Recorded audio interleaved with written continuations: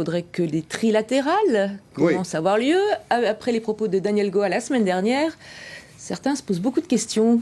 Quel est votre avis ? C'est sûr que Daniel Goa n'aide pas à apaiser d'une part les relations entre les uns et les autres, et d'autre part à permettre l'organisation de ces trilatérales. Mais regardons les choses en face.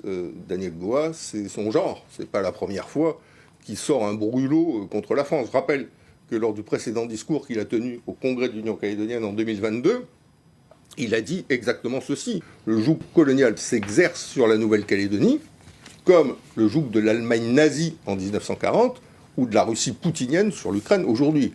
Donc ce que je veux dire, c'est que tout ce qui est excessif est insignifiant. Mais au total, chaque fois qu'il agite un petit chiffon rouge, Daniel Goa, on n'est pas obligé de foncer dedans. Vous voyez ce que je veux dire ? C'est-à-dire qu'il ne faut pas qu'on crée un environnement qui, à la sortie, donne un alibi aux indépendantistes et notamment aux plus extrémistes d'entre eux. Vous adressez aux loyalistes qui ont porté plainte ? Je m'adresse à tous ceux qui considèrent que Daniel Goa a franchi les bornes, alors que ça fait très très longtemps qu'il a franchi les bornes sur ce sujet-là. Mais il ne faut pas que ça serve d'alibi aux indépendantistes pour boycotter les trilatérales, parce qu'à la sortie, si on crée un environnement défavorable, à partir de ce moment-là, c'est le pays qui va en payer le prix, hein, c'est pas les uns ou les autres. Mais ces trilatérales qui, normalement, doivent commencer avec la prochaine venue de Darmanin, vous y croyez aujourd'hui ? Oui, bien sûr, mais je sais que dans notre pays, on a souvent l'impression que rien n'est possible. Et puis au bout d'un moment, tout se décante et tout devient possible. Voilà. Ça fait partie de la dramaturgie calédonienne. On a appris à vivre comme ça.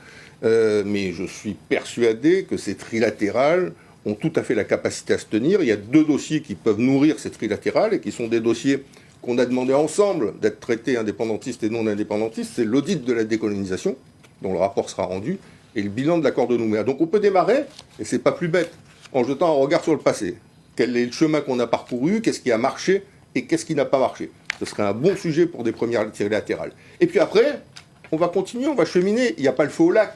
Ce que je veux dire, c'est qu'on a devant nous 6-12 mois pour faire en sorte d'aboutir à un nouveau grand accord qui serait porteur d'un consensus définitif pour notre pays. Il y en a beaucoup qui disent qu'il faut que les provinciales se tiennent à l'heure, Qui c'est qu'on a ciré quelque chose des provinciales qui se tiennent à l'heure, qu'elles se tiennent en mai 2024, en juillet 2024 ou en octobre 2024 ? Ça ne changera rien pour les Calédoniens. Il faut qu'on soit à l'heure de l'histoire, il faut qu'on soit au rendez-vous de l'histoire. Et le rendez-vous de l'histoire, c'est trouver un grand accord dans le cadre d'un consensus définitif.